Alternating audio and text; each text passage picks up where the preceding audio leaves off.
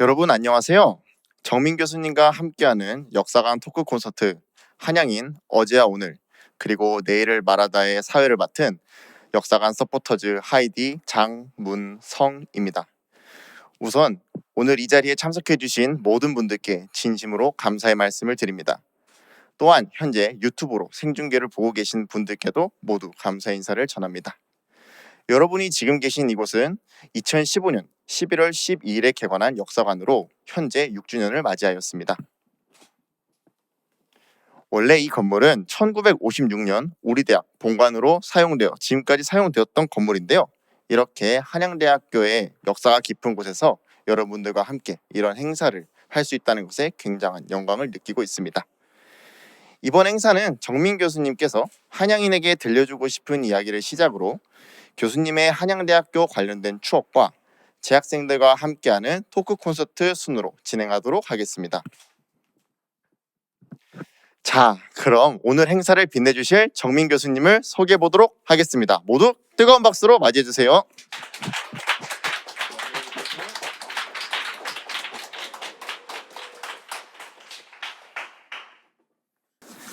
정민 교수님은 한양대학교 국어국문학과 선배님이자 교육과 연구 분야에 뛰어난 석학들에게 수여하는 백남 석학상의 장년 수상자이십니다. 좀 늦었지만 이 자리를 빌어 진심으로 축하드립니다, 교수님. 네, 저희 행사명이 한양인 어제와 오늘 그리고 내일을 말하다인 만큼 한양대학교 선배님이신 정민 교수님과 재학생들의 만남이 매우 의미 있는 시간이 될 것 같습니다. 자, 그럼 본격적으로 행사를 시작해 보도록 하겠습니다. 먼저 정민 교수님의 인사 말씀과 한양인에게 들려주고 싶은 이야기에 대해 들어보겠습니다.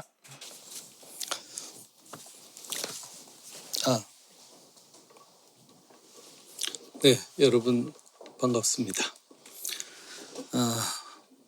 바쁠 텐데 또 이렇게 많이 모여주셔서 고맙습니다.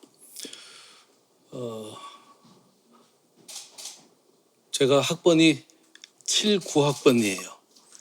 그래서 한양대학에 몸을 담은 것이 올해로 42년째입니다. 42년째가 됐고 42년 동안 저는 모교를 한 번도 떠나본 적이 없습니다. 그리고 외국에 1년 교환 교수가 있거나 연구년 가 있던 거 3번을 빼놓고는 항상 캠퍼스를 지켜왔죠. 그래서 또 동문으로서, 여러분의 선배로서, 또 교수로서 이 한양의 이 넓은 품에 함께 이렇게 긴 세월을 함께 할 수 있었던 것을 대단히 기쁘고 영광스럽게 생각합니다. 학교 이런 건물들을 보면 참 예전 기억들이 많이 떠오르는데요. 지금 바로 이 공간은 제가 학교에 입학했을 때는 교무처가 있던 자리였던 것으로 기억이 됩니다. 그래서 여기 와가지고 이쪽 입구로 들어와서 학생증 학교 마크 이거 받아가던 기억이 생생하게 나는데요. 지금 신봉관 자리는 아주 그 숲이 울창한 산책로가 아름다웠고, 지금 정몽구 그 자동차 그 건물 자리에는 화원이 있었습니다. 그래서 그 뭐 이렇게 산책하는 맛이 좀 있었고, 백남 정보관 앞쪽의 광장에는 우리가 항상 입학식과 졸업식을 거행하던 대강당이 거기 있었는데, 그런 그 시절을 이렇게 생각해 보면 정말 상전벽해의 느낌이 없지 않습니다. 처음 이야기를 뭘로 시작할까 생각을 하다가, 여러분 요 앞에 이제 원형극장이 있고 그 밑에 가면 이제 공대 큰 앞에 광장이 있죠. 주차장처럼 되어 있는 광장이 있습니다. 그 광장에 이렇게 보면 그 원형극장에서 계단으로 내려가서 바로 이제 보면 큰 바위가 하나 있어요. 큰 바위가 있는데 그 바위를 이렇게 삥 둘러놨고, 그 바위의 틈 사이에 나무가 한 그루 이렇게 바위 틈을 비집고 올라온 나무가 있습니다. 둥치가 꽤 두꺼워요. 근데 그 나무는 지금은 죽은 나무예요. 그런데 그게 좁은 바위 틈을 정말 힘차게 비집고 올라와서 그렇게 멋진 생명을 구가했는데 그 의지가 참 대단하죠. 그런데 그 바위를 조금 있으면 이제 바위가 무너지게 생겼어요. 그 나무가 워낙 힘이 있게 올라오니까 바위가 쪼개서 엎어질 것 같으니까 이거를 바깥에서 꽉 조이는 장치를 해놓으니까 나무가 죽어버렸습니다. 그래서 이제 가끔씩 산책길에 그 바위, 여러분도 한번 가보세요. 어떤 느낌이 있으리라고 생각이 드는데, 그렇게 보면 뭔가 우리가 어떤 교육에 대한 하나의 상징, 우리가 이제 여러분들의 어떤 그런 나무라고 한다면 그것을 그 강한 의지와 노력과 성실로 그것을 뚫고 올라오는데, 이것이 이제 어떤 외부적인 어떤 압력에 의해서 오히려 그렇게 됐을 경우에는 그것이 또 정반대의 결과를 가져올 수도 있는 것이니까, 그러면서 교육은 어때야 하는가 이런 생각들을 많이 한 번씩 하게 됩니다. 예전에 일본의 어떤 유명한 학자가 이런 말을 했어요. 자기 제자들을 이야기하면서 그 친구들은 때리면 소리가 나는 친구들이었다. 이렇게 이제 말하자면 하이파이브 하면 소리가 탁 나듯이 뭐 폭행을 한다는 소리가 아니고 때리면 소리가 난다. 그러니까 뭔가 툭 던지면 바로 반응이 온다는 거죠. 그래서 정말 가르치는 기쁨이 있었다. 그런 말을 한 말이 참 때리면 소리가 난다. 이 말이 참 오래 인상적으로 남아 있었는데, 그동안 참 우리 한양이 많은 발전과 변화가 있었고, 앞서 말했듯이 캠퍼스는 상전벽해의 변화를 겪었습니다. 그러면서 여러분 학생들의 어떤 수준도 똑같이 정말 올라와서 강의를 할 때마다 그런 생각을 합니다. 이 가르치는 스승을 깨어나게 만드는 사람들이다. 여러분들이 항상 그렇게 여러분하고 수업을 하고 어떤 과제를 주고받고 논의를 할 때마다 내가 참 받는 자극이 많습니다. 그런 자극을 통해서 이건 참 가르치는 사람으로서는 정말 행운이다 이런 생각을 하죠. 그래서 그런 학생들과 이렇게 오랜 세월 동안 함께 할 수 있었던 것을 대단히 기쁘게 생각합니다. 한편으로 이제 이 시대에 대학은 어디로 가는가 하는 문제에 대한 고민이 없을 수가 없습니다.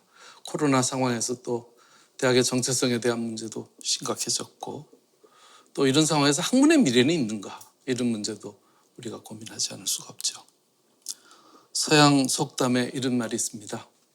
사람이 빵 이상의 것을 구하면 빵은 저절로 얻어진다. 이런 말이 있죠.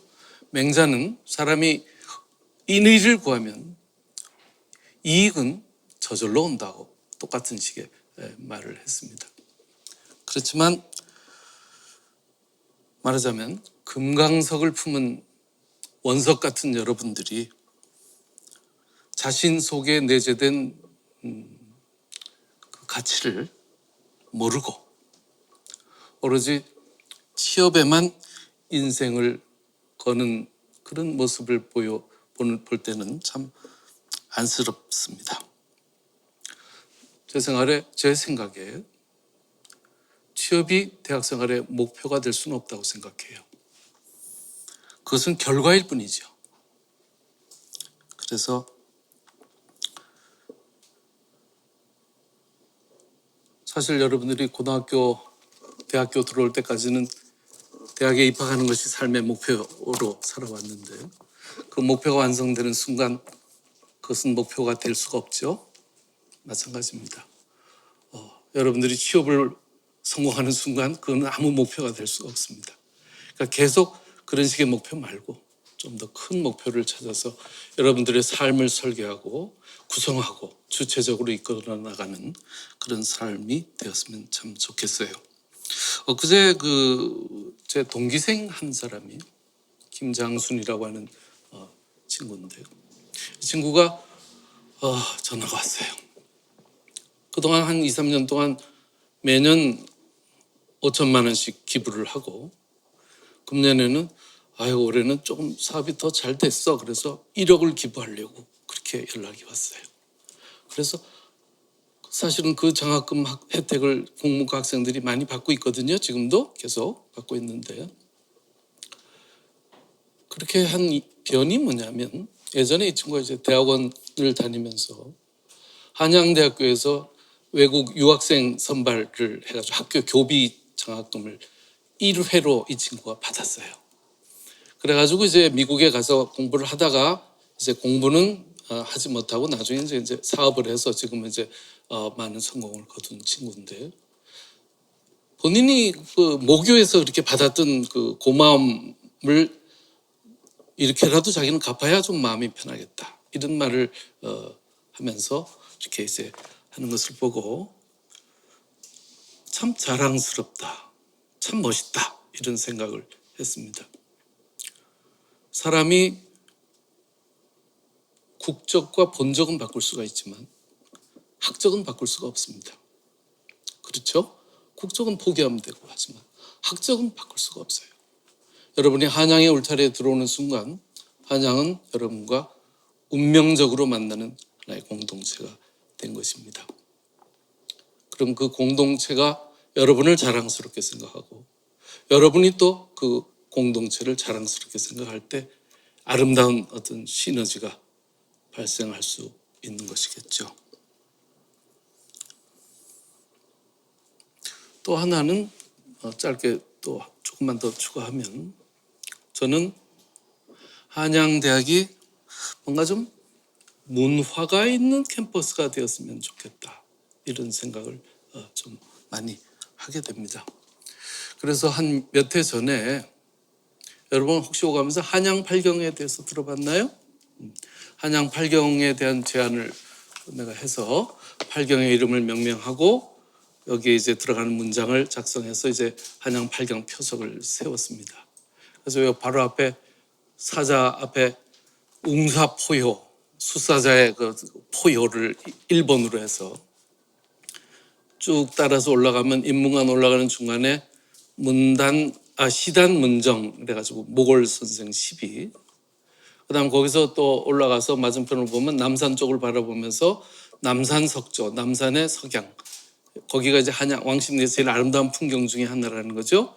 그리고 사회대학 쪽에 오면 또 강변 야화 그래서 강변을 바라볼 때 밤에 자동차 불빛 그것도 참 아름다운 풍경입니다. 그다음 오경이 저기 백남학술정보관 앞에 마장구적이라고 돼 있어요. 여러분 그저 사자가 군것질할 때 계단 내려가고 생활대 내려가는 그 중간에 비석이 하나 있습니다. 한번 보세요. 거기가 마조단인데 거기가 한양대학 이 캠퍼스 전체는 조선시대에는 말을 기르던 목장이에요. 국가의 말을 군말을 기르던 목장입니다. 한양대학교 뒷문 성동교 가는 입구에 목장 출입구가 있었습니다. 그래서 요 근처 동네에 마장동이라는 동네도 있죠. 그래서 나온 이름입니다. 여기 보면 전부 국가를 위해서 쓰일 말들이 뛰놀던 그 풀밭들이 있었던 공간이 바로 이 한양대학교 캠퍼스가 있던 공간이죠. 거기에 이제 마침 우리 사회의 천리마가 될 여러분들이 힘을 닫고 기운을 기르는 그런 공간이 돼서 거기가 이제 마장구적이라고 마장의 말목장의 옛자취 뭐 이렇게 해가지고 이제 이렇게 7, 8개의 팔경을 만들어 놨는데 그 팔경의 코스를 이렇게 쭉 따라가면 한양대학교 모든 건물들을 관통해서 지나갈 수 있어요. 그래서 그 코스에 대로 딱 따라가면 한양대학교 캠퍼스가 이렇게 구성되어 있고 이 건물은 무슨 건물이고 저 건물은 무슨 건물인가를 모두 알 수 있도록 이렇게 구성해 놓았습니다. 가끔씩 저녁에 공부하다가 연구하다가 피곤하면 이제 팔경을 따라서 한 번씩 산책하고 하죠.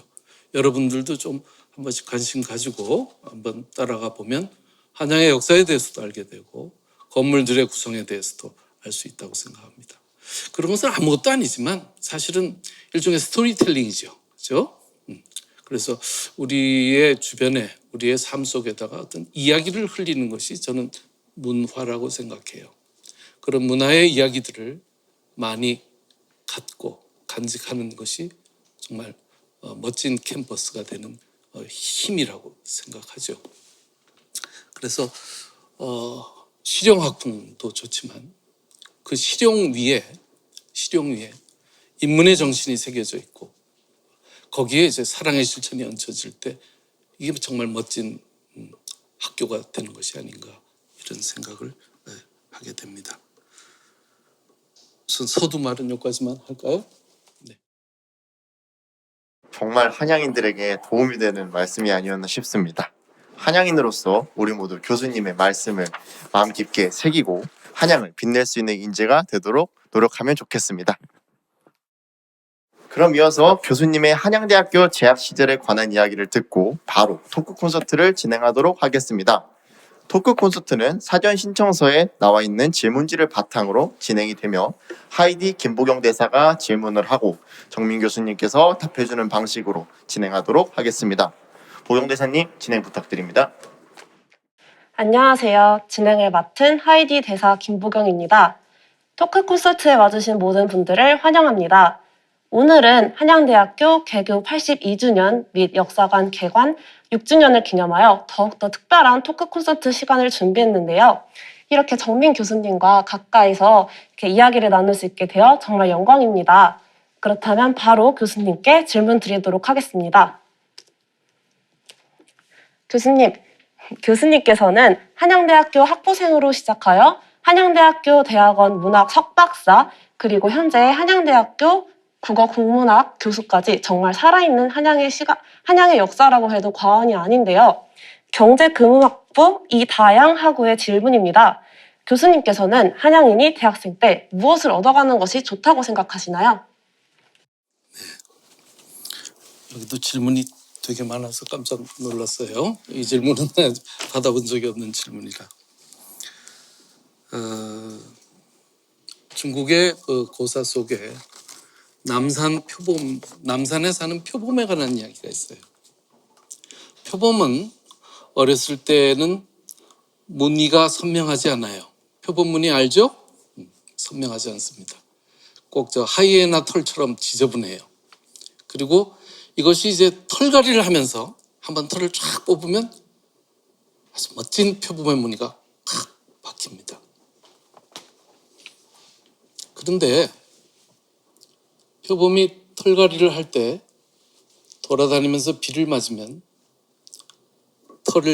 무늬가 예쁘게 나오지 않습니다. 부스스한 개털만 남아요. 그래서 털갈이를 할 때는 표범은 비가 오면 며칠을 쫄쫄 굶으면서도 동굴을 나오지 않습니다. 이게 이제 남산의 표범 이야기죠. 여러분들이 그런 표범이라고 생각합니다. 주역에 군자 표변이라는 말이 있어요. 군자는 표범처럼 변한다. 조금씩 싸우다가 한순간 그냥 털갈이를 딱 하면 완전히 다른 사람으로 비약을 해버리는 것이 이제 군자는 표범과 같이 변한다. 지금 여러분들이 이제 지금 공부하고 닦는 그 시간들은 말하자면 표범이 이제 털을 갈고 모든 사람들이 멋있어하는 그런 무늬를 갖추기 위한 하나의 시간이라고 생각이 되죠. 그런데 작은 이익에 사소한 것들에 정신이 팔려서 우왕좌왕하고 이리저리 기웃거리면 무늬는 완성되지 못하고 지저분한 개털만 남게 됩니다. 그래서 그 이야기를 내가 처음에 좀 말씀드리고 싶고, 두 번째는 상동구이라는 말씀을 드리고 싶었어요. 같음을 숭상하되 다름을 추구한다는 말입니다. 상동, 같음을 숭상하고 구이, 다름을 구한다, 추구한다. 어떤 여러분들이 멘토로 생각하는 어떤 것이 있을 때 그 사람과 똑같이 되려면 절대로 그 사람하고 똑같이 해서는 안 됩니다. 여러분의 방식으로, 여러분의 경로로 해야죠. 조선시대 홍길주라는 사람이 이런 말을 했어요. 이웃에 80 노인이 있었는데 이 노인이 워낙 건강하니까 옆집에 20대 젊은이가 나도 저 노인처럼 건강하게 살아야지. 그래서 노인 하는 대로 똑같이 했습니다. 80 노인이니까 하루에 잠을 한 반쯤 자고 맨날 고기는 빻아서 먹고 죽만 먹고 몇 달이 지나니까 젊은이가 노인하고 똑같이 됐어요. 팍샥 늙어버렸습니다. 젊은 사람이 얻고 싶었던 것은 노인의 늙음이 아니고 노인의 건강이었는데 노인하고 똑같이 한 결과는 노인의 늙음만 얻은 것이죠. 이것이 똑같이 해서는 똑같아질 수가 없다라는 것입니다. 세상은 변하고 환경은 변하고 여러분을 둘러싸고 있는 모든 것들은 하루가 다르게 바뀝니다. 여기에 똑같은 방식으로 똑같이 해서 똑같은 결과를 얻을 수 있는 것은 세상 어디에도 없죠. 그렇다면 원리가 어디에 있는지를 깨닫고 표현은 나만의 것을 가질 수 있는 힘이 있어야죠. 그 힘을 갖기 위해서 여러분들은 대학 4년 동안 공부를 하는 것입니다. 그 힘을 기르는 과정이죠. 군자 표변이 되는 멋진 무늬를 새기는 그런 시간들입니다. 그런 말을 하고 싶어요. 수돗물은 아껴야 되지만 샘물은 아낄 필요가 없습니다. 샘물은 풀수록 펑펑 쏟아져 나오니까 수돗물을 마냥 들어놓으면 돈이 많이 나오지만 요금이 많이 나오지만 샘물은 많이 쓸수록 아낄 필요가 없습니다. 청춘의 열정도 젊음도 다 그렇죠. 그래서 나는 여러분들이 좀 질문을 바꾸는 사람이 되었으면 좋겠다 이런 생각을 합니다. 모든 사람들이 해오던 길로 가지 말고 가던 대로 하지 말고 묻는 대로 묻지 말고 여러분 나름대로 타성의 각질을 깨고 여러분이 질문을 구성하는 질문을 바꾸는 정말 그래? 진짜야? 그렇지 않은 것 같은데 좀 경로를 바꿔서 새로운 경로를 열 때 그것이 같은 결과로 이어지는 그런 것이 되었으면 좋겠습니다. 여러분 스펙 관리하는 걸 봐도 그렇고 졸업 학점 관리하는 걸 봐도 그렇고 다 나만의 목소리는 아니고 다 그만한 짝퉁이 되려고 하는 것 같은 느낌이 자꾸 들어요. 저렇게 해야 된다더라. 저렇게 안 하면 안 된다더라. 나도 다들 그렇게 하는데 안 하면 안 되잖아? 이렇게 해가지고 그냥 우왕좌왕 그냥 따라만 가는 그래서 결과적으로는 연안박전이 말했던 비슷한 가짜가 되는 그런 경로를 열심히 하는 것이 아닌가. 열심히 할수록 목표에서 멀어지게 됩니다. 여러분의 주체적 각성과 힘, 사유의 힘을 기르는 것이 참 중요하죠. 여러분들이 짝퉁이 되지 말고 나로 우뚝 서는 그런 분들이 됐으면 좋겠어요. 네, 첫 번째 질문. 네, 말씀 잘 들었습니다. 학생으로서 그리고 교수로서 오랜 시간 한양대학교와 함께하신 만큼 정말 한양인이 지녀야 할 부분들을 섬세하게 잘 알려주신 것 같습니다. 여기 계신 모든 분들도 한양과 함께 즐거운 추억 많이 만드시길 바랍니다. 그럼 다음 질문 드리도록 하겠습니다. 저를 비롯하여 여기 계신 모든 분들이 각자 저마다의 꿈을 알아가고 또 이뤄가고자 노력하고 있는데요. 경영학과 조혜원, 기계공학부 신우진, 국어국문학과 이채원, 응용미술학과 서민재하구가 질문해 주셨습니다. 교수님께서는 어떠한 계기로 국문과 교수의 꿈을 키워가게 되셨는지 또 교수로서 이루고자 하시는 목표가 있으신지 궁금하다고 하십니다. 네. 멋진 이유가 있으면 좋겠지만 모든 일이 다 계기가 있어서 하는 건 아니에요.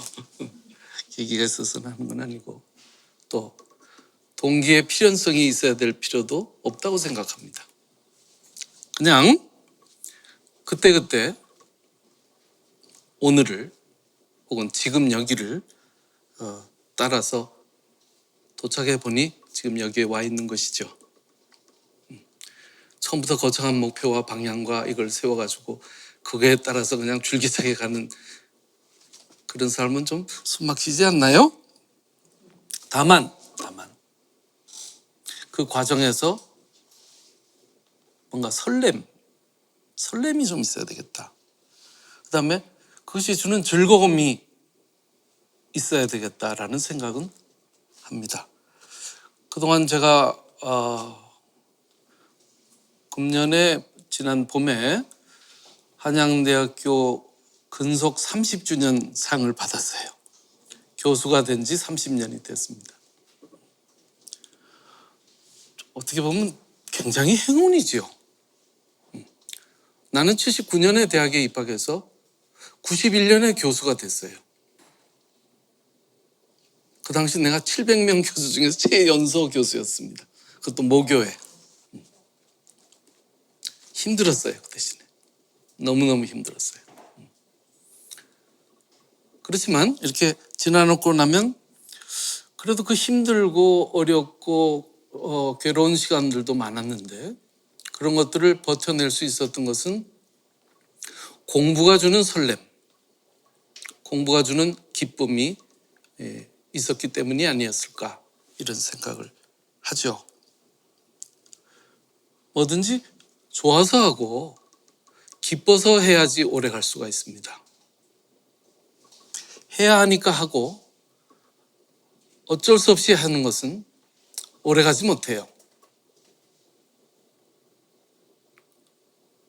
아까도 말했지만 고등학교 3학년까지의 여러분들의 삶의 목표는 대학 합격입니다. 그 목표는 성취되는 순간 아무것도 아닌 거예요. 여러분이 지금 목숨을 걸고 있는 취업도 성취되는 순간 아무것도 아닙니다. 그때부터는 또 상사들의 괴롭힘이 시작되고 불합리한 구조가 시작됩니다. 그럼 인생을 맨날 그런 당면한 목표만 가지고 앞에 가지고 삶의 기쁨이 고일 것도 없이 그냥 계속 소모되고 부품으로, 이것은 너무 슬프잖아요. 그렇죠? 그렇다면 내 삶에 어떤 설렘을 선물할까? 어떤 기쁨을 넣어줄까? 이런 문제가 여러분들이 좀 고민해야 될 문제죠. 그래서 저는 공부가 지금도 즐거워요. 어떤 주제를 탐구할 때 설렙니다. 논문을 쓰다가 잠이 들면 꿈에서 계속 문장을 만집니다. 문장을 만지다가 자다가 벌떡 일어나가지고 마음이 급해가지고 전화기에다가 그 문장을 써놓기도 하고 아침에 일어나면 개꿈이야. 아무것도 없지만 어떤 경우는 늘 꿈속에서도 공부하던 주제들이 맴돌고 또 하나하나 탐구해서 무질서한 것들의 질서를 부여하는 과정들이 즐겁습니다. 그 힘이 있어서 이제 해왔던 것이고 또 해 나갈 것이겠죠. 처음부터 어떤 목표나 방향과 내가 교수가 되면 이건 반드시 하겠다 이런 것은 크게 생각해 보지 않았어요. 사람은 어제와 오늘과 내일 세 개의 날이 있을 뿐이다 라고 조선시대 이용유라는 분이 말했습니다. 가장 중요한 건 당일, 오늘이죠. 지금 내가 가지고 있는 지금 이 눈앞의 시간, 이 시간이 가장 소중합니다. 이 시간을 우리가 뭘로 소일한다는 말 들어봤어요? 소일한다. 요즘 뭐 소일거리가 없나 이런 말 들어봤죠. 소일이라는 게 뭡니까? 나를 소비하는 것입니다. 뭐 너무 심심해서 뭘로 이 날을 써먹지? 이런 건 말고 하루하루가 아까워서 에일이란 말이 있어요. 날이 아깝다. 하루하루의 시간이 아깝고 그런 농축된 그런 시간들이 여러분 안에 있는 금강석을 꺼내주는 힘이 되리라고 생각하죠. 우선 여기까지. 네, 좋은 말씀 감사합니다. 여러분들도 본인이 가장 좋아하고 설레는 일을 찾아 열심히 이뤄가시길 바랍니다. 이번에는 조금 다양한 주제의 질문을 드리려고 하는데요. 우선 독서 관련 질문이 가장 많습니다. 첫 번째 질문입니다. 피아노과 안남용, 중어중문학과 민연우, 화학공학과 양시현하구가 각각 질문해 주셨습니다. 교수님이 가장 인상 깊게 읽으신 책은 무엇인가요? 혹시 문학을 어려워하는 공대생들에게 쉽게 접근해 볼 수 있는 책을 추천해 주실 수 있으실까요? 자꾸 구체적인 이야기를 하라 그러면 조금 힘들죠. 내가 이제 어떤 책을 좋게 읽었느냐가 이제 여러분하고 이렇게 만날 수 있으면 그 답이 참 좋겠는데 독서에 대해서 잠깐 좀 먼저 이야기를 좀 하면서 시작해 볼게요. 보통 우리가 인문이라고 할 때 인문은 문자는 이때는 사람의 문이라는 뜻이에요. 인문, 사람의 문이라는 뜻입니다. 옛말에 독만권서, 만권의 책을 읽고 행만리로 만리의 길을 간다. 사람의 삶에 힘을 실어주는 두 가지 요소는 독서와 여행이다. 이런 말을 하죠. 독서라는 것은 책상 위에서 하는 여행입니다. 책을 펼치면 세계 어디든지 다 갈 수가 있죠. 여행은 길 위에서 하는 독서입니다. 천지만물이라는 텍스트를 눈으로 직접 보면서 읽어내는 과정이 이제 여행인 것이죠. 이렇게 여행과 독서는 한 자리에서 만나게 됩니다. 그래서 이런 여행과 독서의 과정을 통해서 여러분의 삶 속에 무늬를 새기는 과정, 향기를 입히는 과정이 바로 독서와 여행인 것이죠. 무늬가 없으면 향기도 없습니다. 사람은 책을 읽을 때만 깨어 있을 수 있습니다. 책을 읽지 않으면 발전이 없어요. 시험만 잘 보고 학점만 잘 받는 것은 여러분의 삶을 들어 올려주지 못합니다. 무늬를 새겨주지 못합니다. 나는 여러분들이 아주 탐욕스럽게 책을 읽는 사람들이 됐으면 좋겠어요. 틈만 나면 책을 읽어서 한 켜 쌓여진 그런 것들이 여러분의 사유의 힘으로 작동하는 그런 시간들을 보고 싶습니다. 책도 여러 가지가 있죠.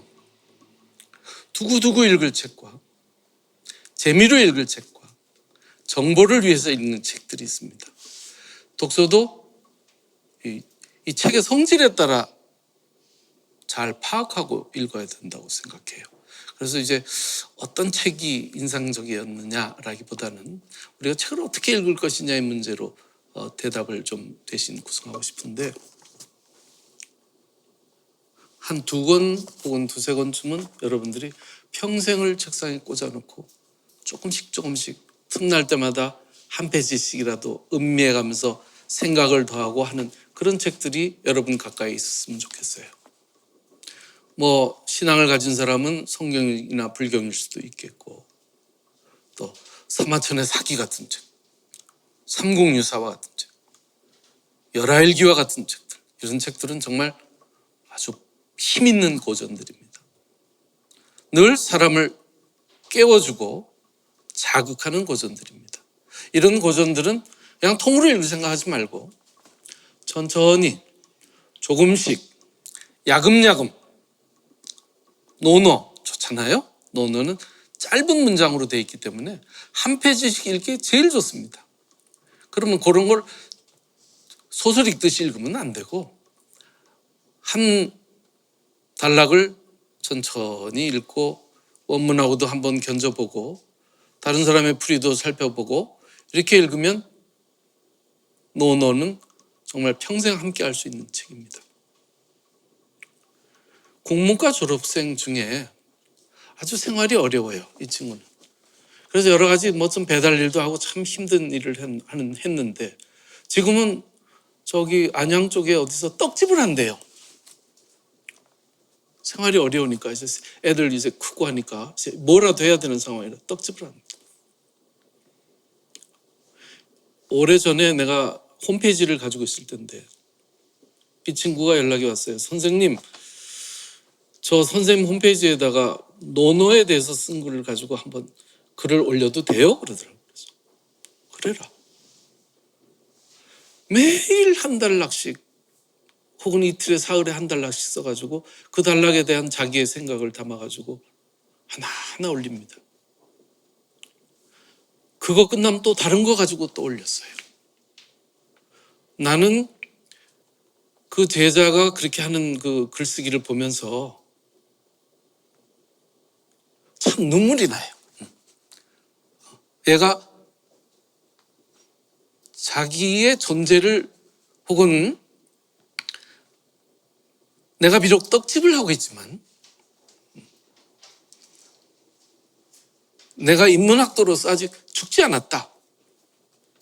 나는 살아있다라는 그런 존재 증명을 받고 싶어하는 그런 안타까움 같은 것들이 느껴졌고 글도 참 좋았습니다. 그래서 나중에 그것을 주선해서 책으로 나왔어요. 책으로 출간이 됐습니다. 3권 정도 나왔습니다. 어디서 무엇을 하는 것이 중요한 것이 아니고 사람이 어떤 정신으로 살아가느냐가 참 중요한 것이죠. 그래서 좀 그런 독서의 힘, 그 친구를 버티게 해준 것은 독서의 힘입니다. 독서를 통해서 요즘 문해력 이야기 많이 하는데 문해력이 너무 떨어지는 거죠. 자꾸 맨날 두드리는 것만 하고 화면으로만 넘기니까 그런 게 떨어지는데 이런 사회의 힘은 독서가 아니고서는 절대로 생겨나지 않습니다. 여러분 늘 독서 가까이 하고 이 독서의 방법은 어떤 키워드를 가지고 시작해도 돼요. 어떤 주제에 대해서 관심이 있다. 예를 들어서 난 젠더에 대해서 관심이 있다. 그럼 젠더 담론에 관한 책들을 읽고 그 책에 보면 또 참고문헌이 나오니까 그걸 따라서 또 읽고 해가지고 한 분야에 대해서 조금 익숙해지는 방식으로 독서의 저변을 넓혀가는 것도 좋고 문학에 대해서 관심이 있으면 한 작가를 따라 읽기로 해가지고 예를 들어서 한강에 대해서 읽겠다 그러면 한강의 소설을 쭉 따라가면서 읽어보는 거죠. 그리고 나서 다른 사람의 소설을 읽으면 이 사람과 저 사람의 소설이 어떻게 다른지가 확연하게 알게 됩니다. 그래서 그렇게 이제 그렇게 생각한다면 도서관에 널린 게 스승이에요. 옛말에 상우천고를 그랬습니다. 천고를 벗으로 숭상한다. 천고의 성현들이 다 내 친구가 될 수 있다는 것이죠. 독서는 천고를 나의 친구로 만들어주는 힘이 있다라는 것이죠. 그래서 내가 인상적인 책은 여러분에게 인상적일 수가 없으니까 어떤 책 제목을 정해주는 것보다는 늘 독서를 함께하고 사유를 함께하는 생각 깊은 여러분들이 됐으면 좋겠습니다. 네.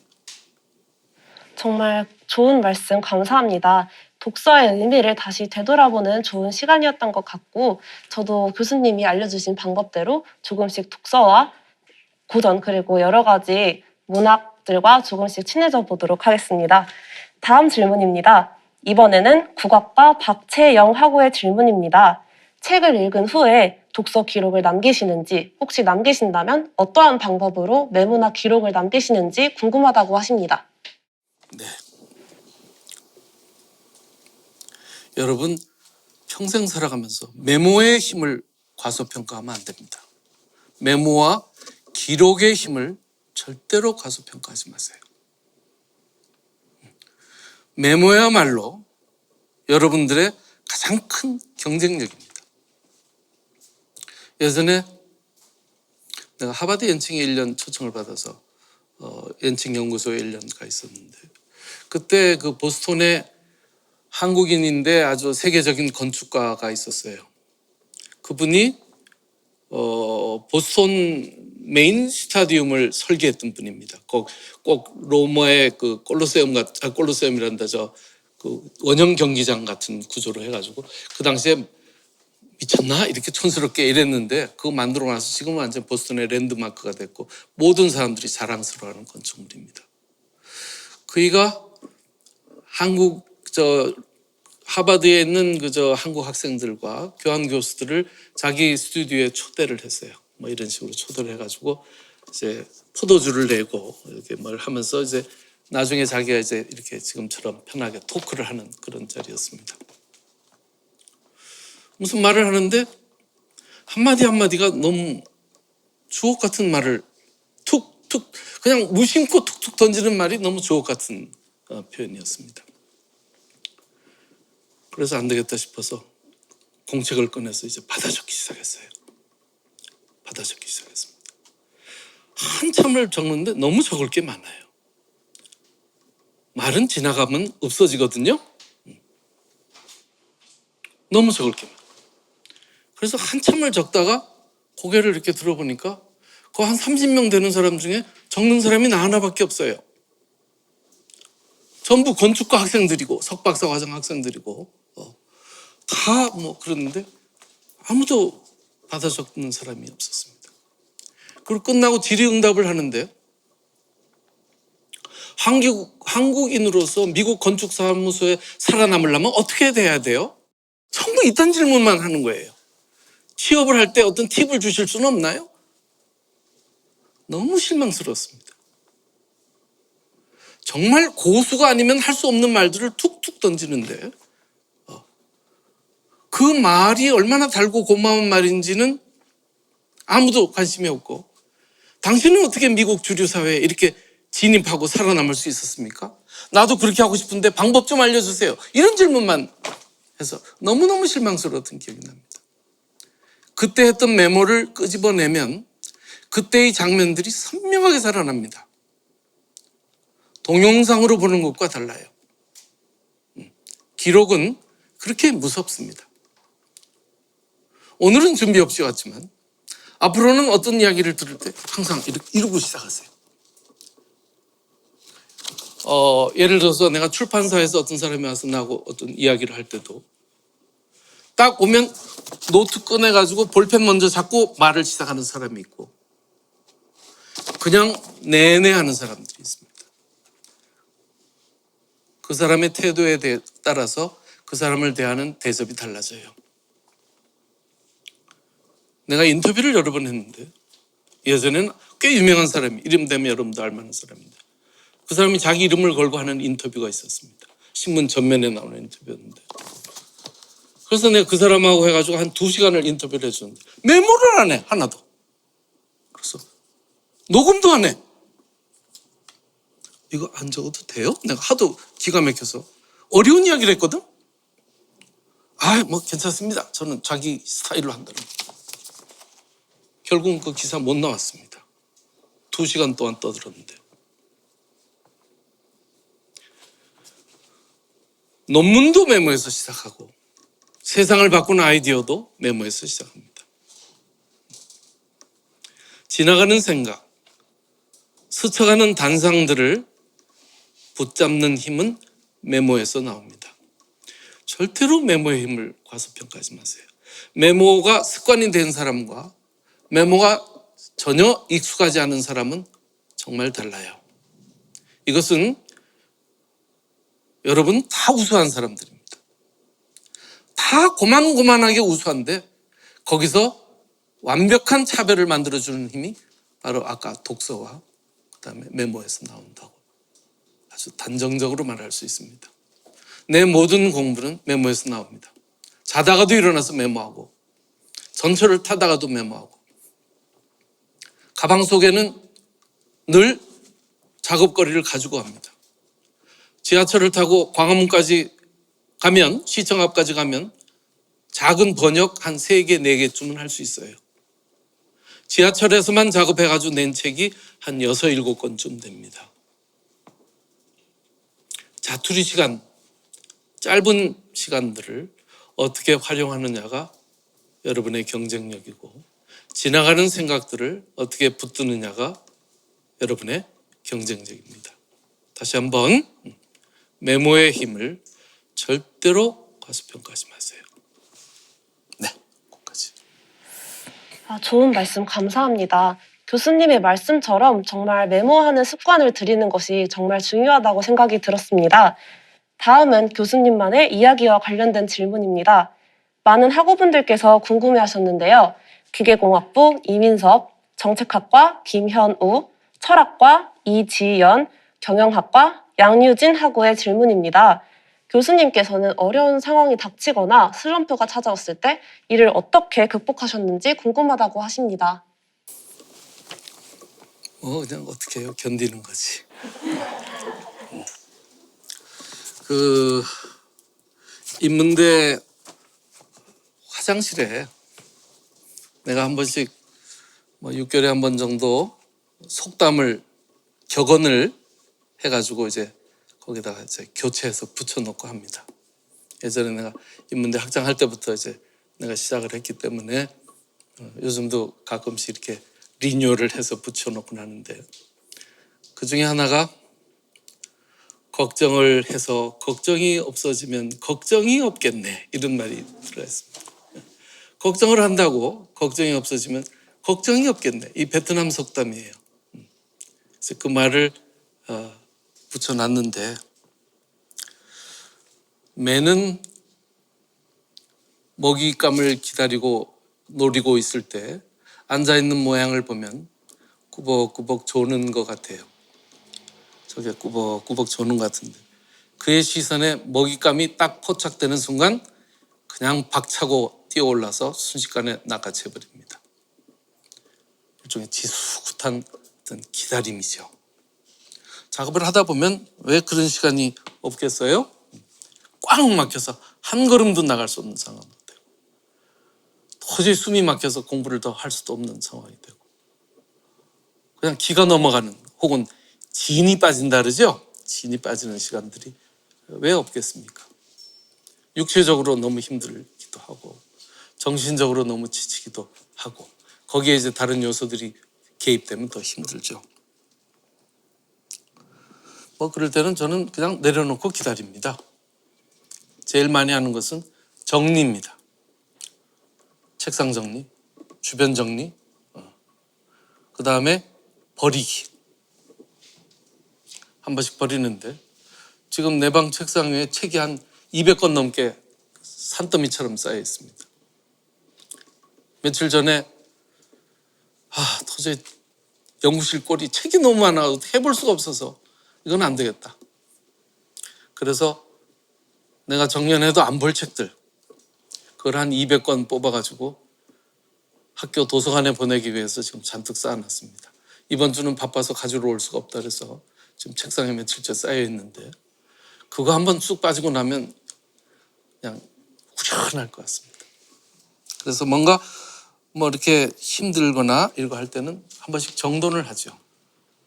항상 문제는 문제가 아니에요. 문제가 뭔지 모르는 게 문제지. 예? 문제는 문제가 아닙니다. 문제를 알면 그 문제는 해결할 수 있어요. 시간이 필요하고 노력이 필요하고 고통이 들어가겠지만 해결할 수 있습니다. 근데 여러분이 내 문제가 뭔지를 모르면 그건 진짜 심각한 문제죠. 아까 말했듯이 왜 비싼 돈 주고 대학 다닙니까? 문제를 알기 위해서 합니다.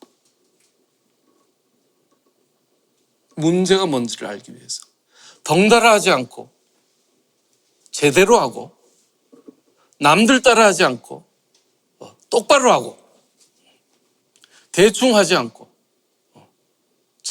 차바르게 하는 그런 힘을 기르고 그런 판단을 익히기 위해서 여러분들이 공부를 하는 것이죠. 안 그러면 인터넷 강의만 들어도 되잖아요. 이제 앞으로 대학이 이렇게 되면 이제 여러분 고등학교 때도 인강 지겹게 들었는데 지금 2년째 인강만 하고 있는 거 아닙니까? 이러다 보면 이제 대학이 뭐 필요해요? 그래도 대학이 필요한 것은 바로 그런 지점입니다. 여러분들의 사유, 판단 이런 것들을 다시 한번, 문제는 문제가 아니다. 문제가 뭔지 모르는 게 문제다. 문제가 있을 때는 기다려야 돼요. 기다려야 돼요. 조바심을 하면 안 됩니다. 기다려야 됩니다. 물이 고이면 다시 굴러가요. 저는 그렇게 해결했습니다. 문제를 아는 것이 쉽지 않은데 어려움을 이겨내고 이 자리까지 오신 교수님이 정말 존경스럽습니다. 다음 질문입니다. 국어국문학과 고파 배준영 학우가 질문해 주셨습니다. 그렇다면 교수님이 평생토록 공부를 할 수 있도록 해준 원동력은 무엇인가요? 가끔 공부가 실증이 날 때에는 어떻게 이겨내고 대처하시는지 궁금합니다. 조금 전에 대답 다 해버렸네. 앞서도 이야기했지만 공부에서 참 설렘과 호기심이 저는 공부하는 사람, 학자가 가져야 될 가장 큰 미덕이라고 생각해요. 호기심이 사라지면 아무것도 할 수 없습니다. 가르치는 일이 즐겁지 않으면 강의실에 들어가는 것은 도살장에 들어가는 것과 똑같아요. 너무너무 괴롭습니다. 배우는 학생들의 눈빛이 초롱초롱하지 않을 때 교수들은 참 절망스럽습니다. 내가 뭘 잘못했지? 이거는 아닌데? 공부하는 사람에게 필요한 미덕 중에 하나는 상상력이라고 생각해요. 논리적 사고도 중요하지만 호기심, 상상력, 설렘, 두근거림, 어떤 자기가 추구하는 대상에 대한 그런 마음이 없이는 길게 끌고 갈 수가 없습니다. 아까 여러분들이 가르치는 사람을 오히려 깨어나게 한다, 그런 말을 모두에 했었죠. 처음 앞부분에서 그런 말을 했습니다. 정말 어떤 과제를 주고 나서 학생들이 어떤 대답을 할까를 기다리는 것은 참 기대가 되는 일입니다. 그걸 다 모아서 학생들이 이제 과제를 내면 과제에다가 리플을 달아주거든요. 교수님, 부족하지만 최선을 다했습니다. 이렇게 쓰면 내가 답글로 최선을 다했지만 부족하다, 뭐 이렇게 이제 답변을 달아주기도 하죠.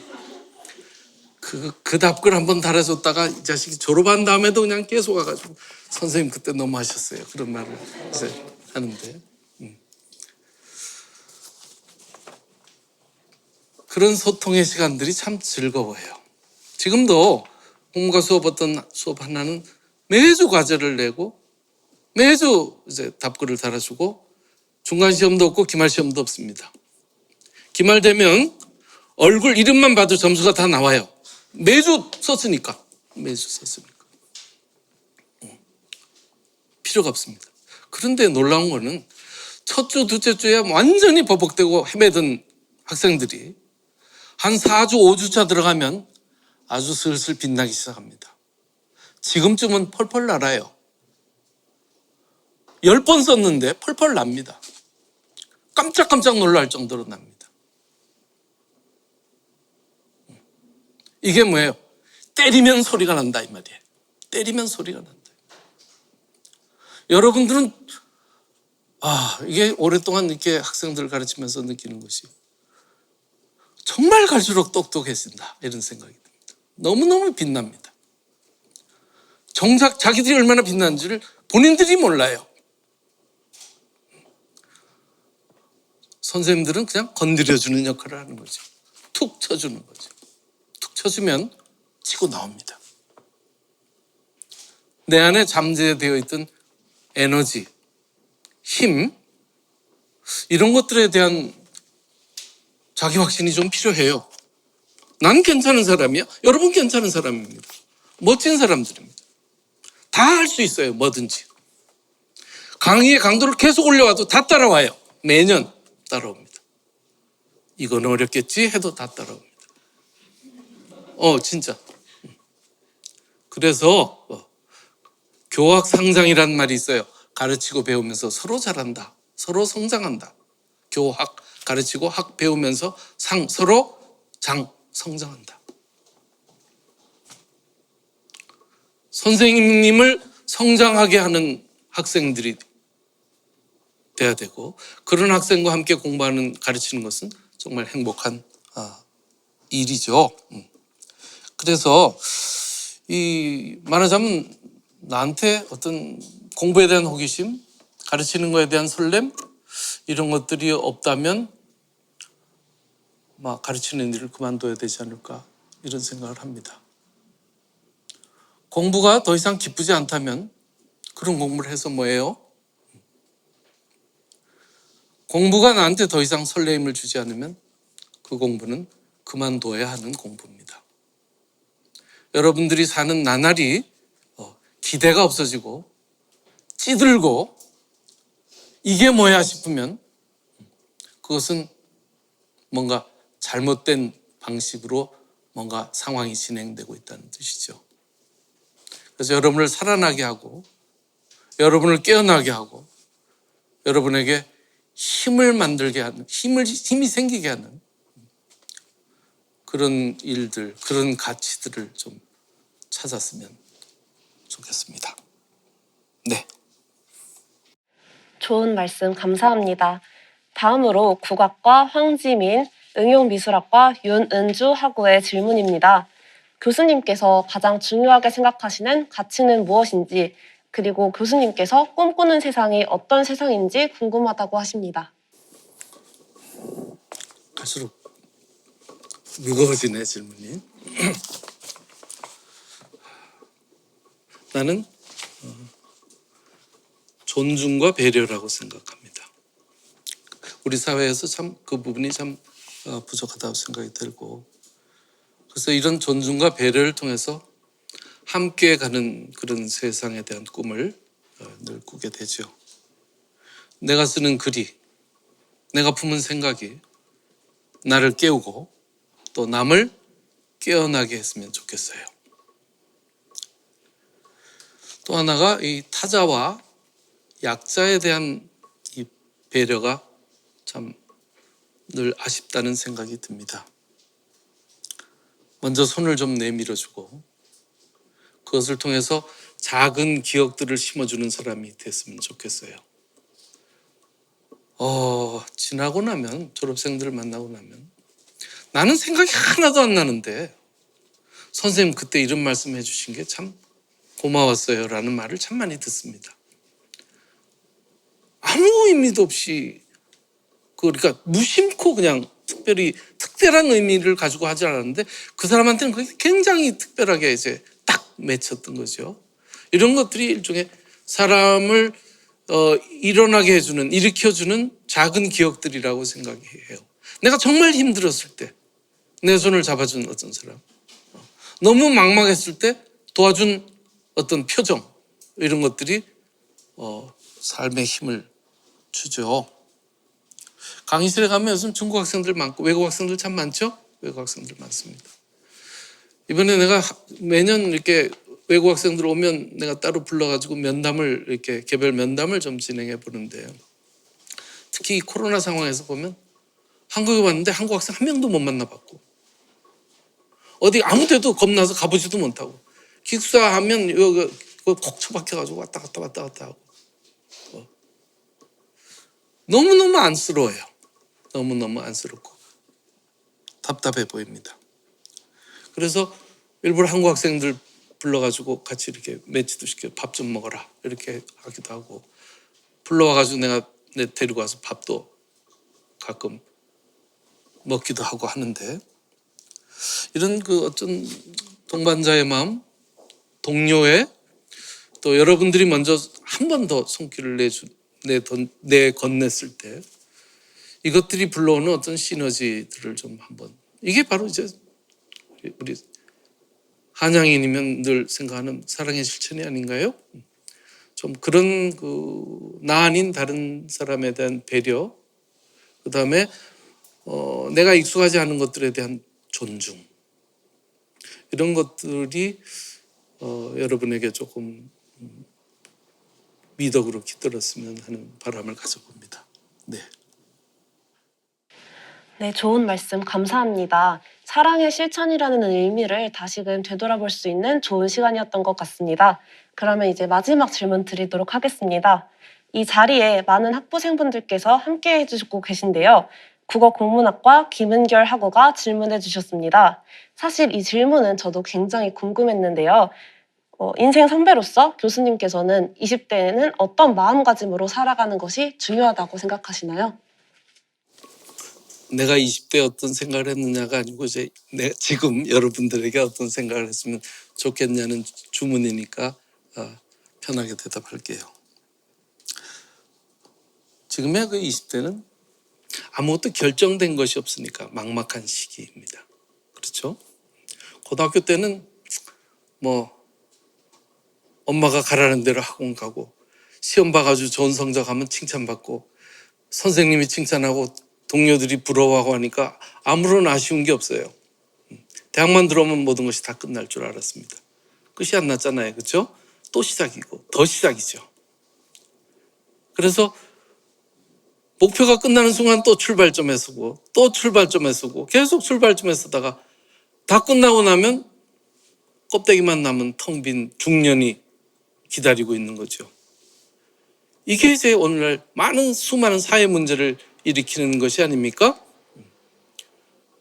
그러자면 내가 지금 가고 있는 길이 맞는지, 내가 바른 길을 가고 있는지, 지금 이대로 내 삶이 흘러가도 좋은지에 대한 그런 생각이 필요해요. 그런 확신 없이 그저 되는 대로 사는 것은 안 된다고 생각합니다. 확신은 왜 없는가? 주체가 없기 때문에 그렇습니다. 주체는 왜 없는가? 줏대가 없어서 그래요. 줏대는 생각의 중심입니다. 뭔가 중심이 딱 서야 그 격까지가 붙을 수가 있죠. 줏대가 없으면 주변이 붙지 않습니다. 그래서 아까 말했듯이 독서와 여행, 또 많은 어떤 그런 경험들을 통해서 많이 읽고 많이 경험하고 더 많이 생각해서 내가 온 세상을 다 그냥 빨아들인다는 그런 열정으로 좀 여러분들의 시간들을 좀 채워나갔으면 좋겠습니다.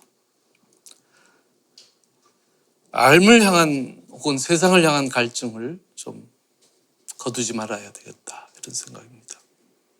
또 하나 내가 한 가지만 더 말하고 싶은 것은 오랫동안 이렇게 보면서 대학마다 독특한 컬러가 있어요. 어떤 대학 학생들은 뭐 어떻다라는 인상 같은 거 있죠? 어느 대학은 꼭 어떻다 하는데, 그럼 한양대학교의 인상은 어떤 건가? 우리를 다른 타자와 구별지어주는 특성은 어디에 있나?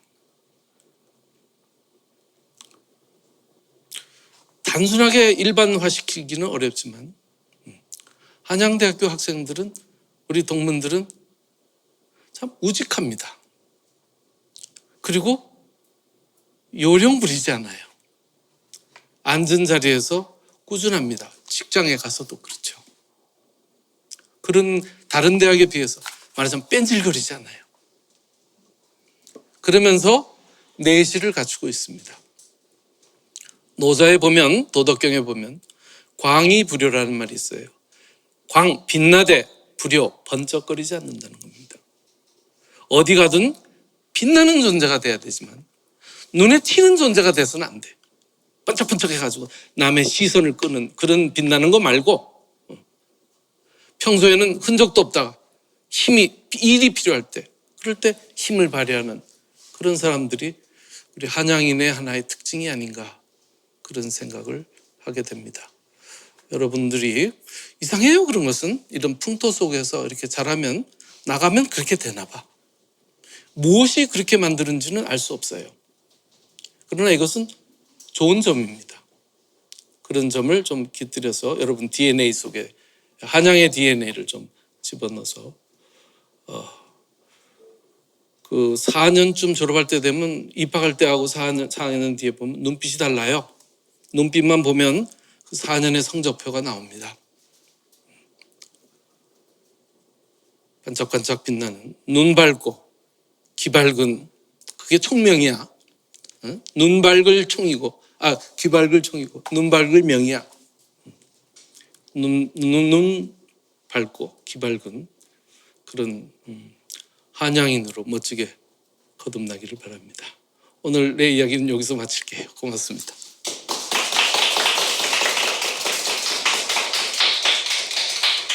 네, 좋은 말씀 정말 감사합니다. 역사와 여행의 의미를 알고 여러분들도 하루하루를 열정적으로 살아갈 수 있는 한양인이 되시길 정말 부탁드립니다. 정말 다양한 주제와 질문들이 정말 많이 신청해 주셨는데요. 시간 관계상 질문은 여기까지만 받도록 하겠습니다. 예상보다 훨씬 많은 한양인분들께서 이렇게 질문을 많이 남겨주셔서 저도 정말 질문을 선정하는 데 오랜 시간이 걸렸는데요. 바쁘신 와중에도 이렇게 시간을 내어주신 교수님께 감사의 박수 부탁드립니다.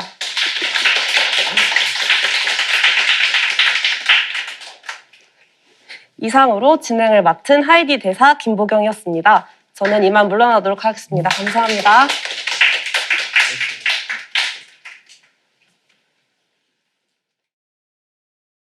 네, 정말 유익한 시간이었습니다. 개인적으로 저도 진짜 심장이 두근거리는 그런 말씀들을 많이 들어서 너무 좋았는데요. 토크 콘서트를 이끌어주신 정민 교수님과 하이디 김보경 대사에게 다시 한번 큰 박수 부탁드립니다. 네, 더불어 이 자리에 함께 참석해주신 분들께도 감사를 드립니다. 한양대학교의 과거와 현재 그리고 미래를 아우르는 의미 있는 시간에 함께 참석해 주셔서 정말 감사드립니다. 교수님께서는 퇴장하셨으니 다시 한 번 더 박수 한번 부탁드리겠습니다. 네, 여러분 오늘 어떠셨나요? 너무 좋은 말씀을 많이 들어서 전 너무 감동이었거든요. 많은 분들께서도 똑같이 생각하실 거라 믿고 저도 한양인으로서 이렇게 한양대학교의 미래를 생각해보고 후배들에게 좋은 귀감이 될 수 있는 그런 사람이 될 수 있도록 노력해야겠다고 다짐하였습니다. 저희가 마련한 이 시간이 여러분들께도 좋은 시간이 되고 좋은 추억이 되었으면 좋겠습니다. 그럼 한양대학교 역사관 개관 6주년 기념 한양인 어제와 오늘 그리고 내일을 말하다를 마치도록 하겠습니다. 저는 지금까지 하이디 역사관 서포터즈 장문성이었습니다. 감사합니다.